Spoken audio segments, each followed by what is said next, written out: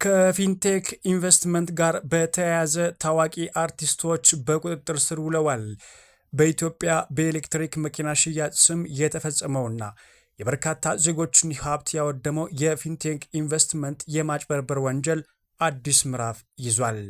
የፌዴራል ፖሊስ በጉዳዩ ላይ እጃቸው አለበት ያላቸውና ድርጅቱን ሲያስተዋውቁ የነበሩ ታዋቂ አርቲስቶችና የማህበራዊ ሚዲያ ተጽዕኖ ፈጣሪዎችን በቁጥጥር ስር አውሎ ምርመራ መጀመሩን አስታውቋል።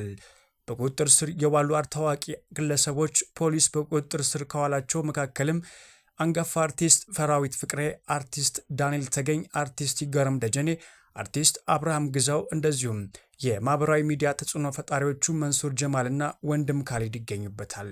እነዚህ ግለሰቦች በዋስም ሆነ በነፃ ያልተለቀቁም ሲሆን ፖሊስ ከተጠረጣሪው ድርጅት ጋር ያላቸውን ግንኙነትና በህዝብ አመኔታ ላይ ያደረሱትን ተጽዕኖ በጥብቅ እየመረመረ ይገኛልም ተብሏል። የማጭበርበር ስልትና የደረሰው ጉዳት በተመለከተም የፊንቴክ ኢንቨስትመንት ባለቤቶች የቢዋይዲ ሴጉል የኤሌክትሪክ መኪናዎችን በ950 ሺህ ብር ቅድመ ክፍያ በ3 ወር ውስጥ እናስረክባለን የሚል ነበረ።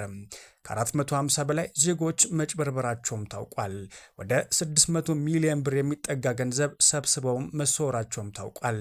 ተበዳዮች ገንዘባቸው የሰጡት የድርጅቱን ህጋዊ አረጋግጠው ሳይሆን የሚያከብሯቸውን አርቲስቶች ፊት አምነው መሆኑን የጉዳዩ የሞራል ስብራት ከፍ ያደርገዋልም ተብሏል። የማንቂያ ደወል የታዋቂ ሰዎች ኃላፊነትም ይህ ክስተት የማስታወቂያ ዘርፍ ላይ ያለውን የህግ ክፍተትና የታዋቂ ሰዎች ተጠያቂነት ፍንትው አድርጎ ያሳያልም ተብሏል።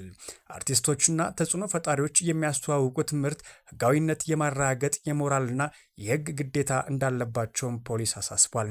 በአሁኑ ወቅት ጥሪታቸውን የተነጠቁ ዜጎች በየመንግስት መስሪያ ቤቱ ደረጃ ፍትህ በመጠባበቅ ላይ ናቸው። የፌዴራል ፖሊስ የጀመረው ይህ እርምጃ የህዝብን ገንዘብ ለማስመለስ ብሎም ወደፊት መሰል ጥፋቶች እንዳይደገሙም ትልቅ ትምህርት እንደሚሆን ይጠበቃል።